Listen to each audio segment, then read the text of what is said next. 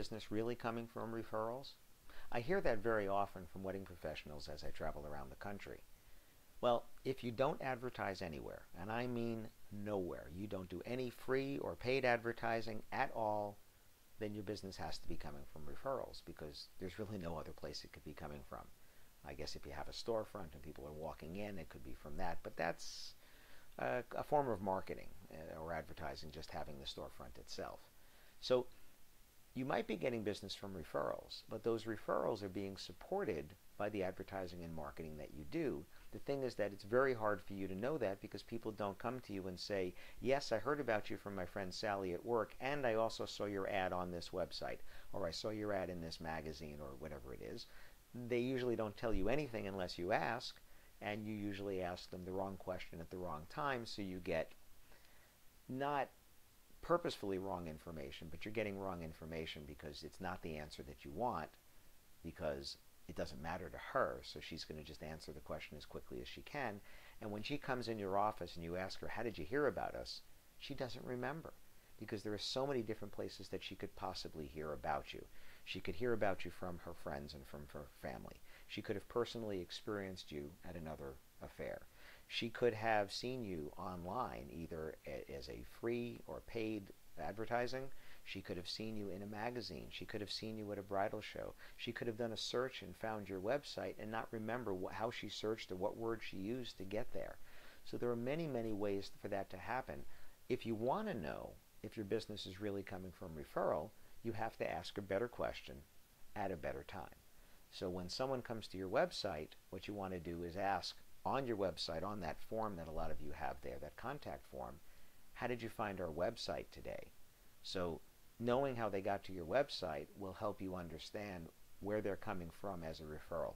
Other wedding professionals, the caterer maybe had you on their list, or what links you're getting in there.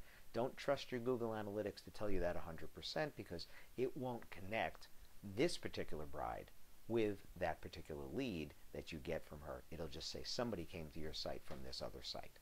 So that's one thing about the tracking there. So asking a better question. When someone calls you, instead of saying, how'd you hear about us, say, where did you get our phone number today?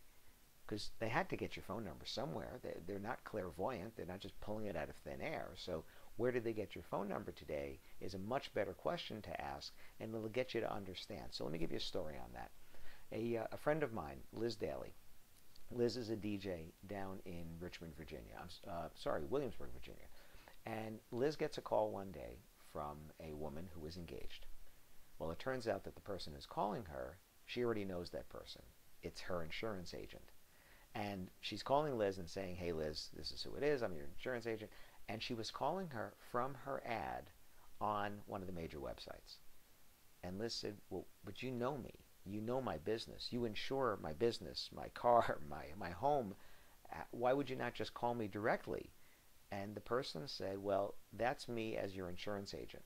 This is me as a bride, and I'm doing the things that brides do. And I didn't think about you as a DJ. I thought about you as an insurance client. So once she saw her ad, she realized, oh my gosh, I know Liz. And she calls Liz up, and of course she books her. Now what happened if Liz wasn't there that day?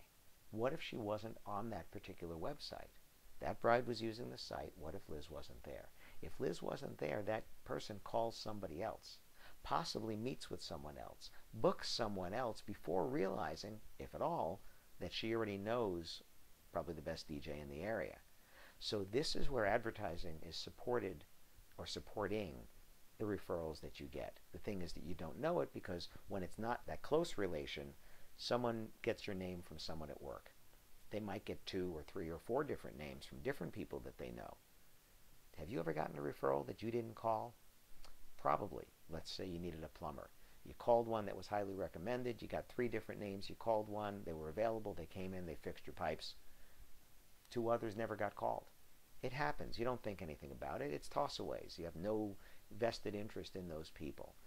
The same thing's happening to you and you don't know that.